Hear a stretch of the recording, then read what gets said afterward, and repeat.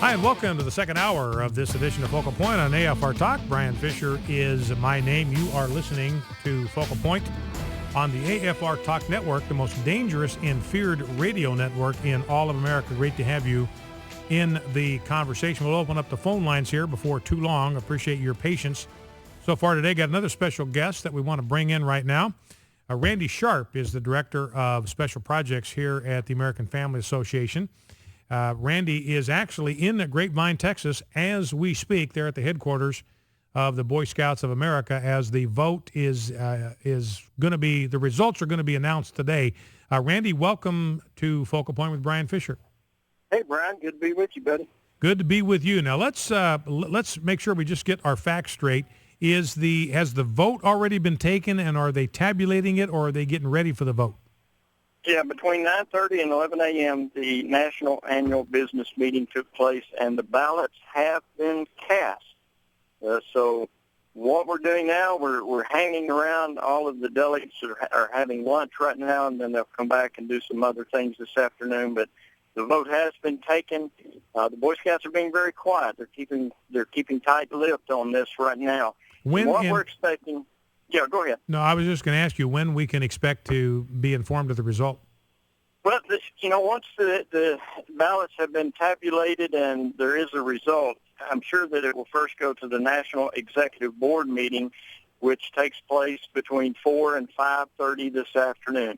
And the Boy Scouts have said they're not going to say anything until after that Executive Board meeting. So we expect that around 5:30, between 5:30 and 6 o'clock this afternoon, that the Chief Scout Executive, Wayne Brock, will address the media and the throngs of scouters everywhere down here and tell us the results of that vote. So we're all just kind of find a shady spot to stand right now. Now, that'd be 5:30 Central Time, is that right? Yes, sir, that's correct. All right. Now, give me your sense, Randy. I mean, just being around there, being in the environment, being in the atmosphere, do you have a sense of which way? I mean, the 1,400 people that are voting on this, these are people that are experienced in scouting. They're scout leaders. They're heavily invested in making this organization the best it can be. Do you have any sense of where they're coming down on this issue? Yeah, Brian, these are the people who are the rank and file scouters. They're on the front lines dealing directly with these young men, so they understand the problem. And it's been pretty overwhelming from what we've seen. Those that are speaking out are saying that they oppose the resolution. We held a press conference yesterday afternoon, and the media was there, and we had about 100 scouters and supporters just for that one press conference. And there was a different tone last night at kind of a town hall meeting where there were a lot of scouters, and they were able to stand up and speak. But during that town hall meeting type atmosphere, Brian, there were a lot who stood up and voiced support for the resolution. But that's really not a good indicator. Those that are fighting for something that they may not get, they're going to fight harder.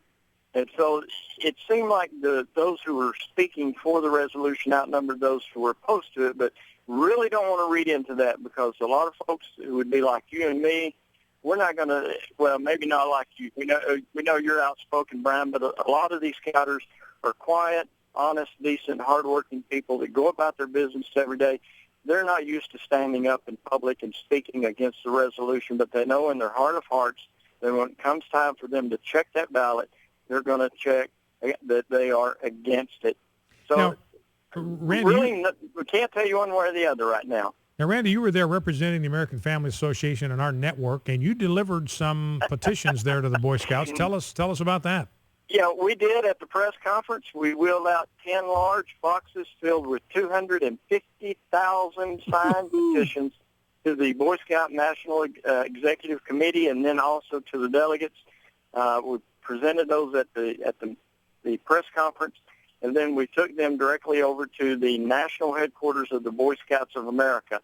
And they were so overwhelmed with the sheer number of petitions and the number of boxes that they asked us not to bring them in the front door. They made us go around to the loading dock because it was such an enormous size package. Wow. Now, I understand that the other side, that they claimed they were bringing some petitions too, but from what your understanding was, it was just a bunch of empty boxes. That is so funny, Brian, because the man who received our boxes, I asked him about the ones that the big gay brought back in February. And we had seen that they said they had 1.4 million petitions. And I asked the guy, I said, well, how many boxes did they have? And he said they brought 4 boxes and they were all empty. So we were misled. The media has posted a picture of those 4 boxes everywhere with that 1.4. And there was nothing. Boxes were empty. There was nothing in them. No, they were empty. Let me ask you this, Randy. I read a piece today by Wayne Parry on USA Today, who's the president of the Boy Scouts of America. And I got to tell you, to me, he is advocating a change in policy.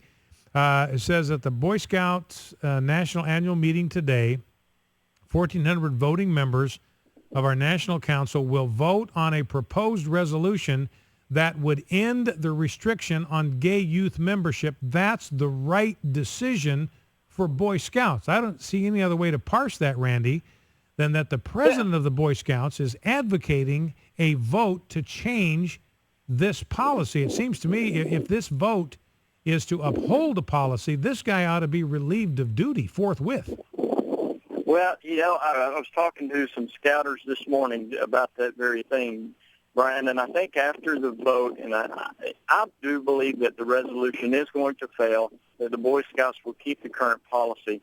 But I think it's critically important that after that vote, that there be a call for the resignation not only of Chief Brock, but of some of the other hierarchy within the Boy Scouts of America, and in particular, the incoming president of the Boy Scout Executive Board, and that would be the CEO of AT&T, Randall Stevenson. He's the one who is initiating and pushing this resolution, and it's quite clear that he has a personal and agenda to promote homosexuality in the Boy Scouts, and we certainly don't need him as president of the board, and I think he needs to resign as well. And I think we're going to see a groundswell of the ground troops calling for his resignation along with Wayne Brock, but there is going to have to be a cleaning from the top down. Now, Randy, one last thing. Got about 45 seconds left. This is not only the right thing to do to uphold the current policy, but a change in the policy would be catastrophic to the Boy Scouts, and we've seen that happen up in Canada. Tell us quickly about that. Yeah, well, within 10 years of Canada adopting a policy which allowed open and avowed homosexuals in the scouting, their membership dropped by 2/3. And at that time, they were even a smaller group in Canada than we have in the United States. So, yes, what ended up in Canada, they had to sell a lot of their camps. They had to lay off an enormous number of professional staff because they just couldn't pay the bills. And this is exactly what's going to happen. We're going to see a mass exodus of volunteers, adult leaders, and a mass exodus of Boy Scouts in the program. Moms have made it clear they're going to pull their boys out. Our guest has been Randy Sharp, Director of Special Projects here at the American Family Association, delivering on your behalf and mine over 250,000 petitions to the Boy Scouts. Keep the current policy. Thanks, Randy. We'll be right back after this Focal Point AFR Talk.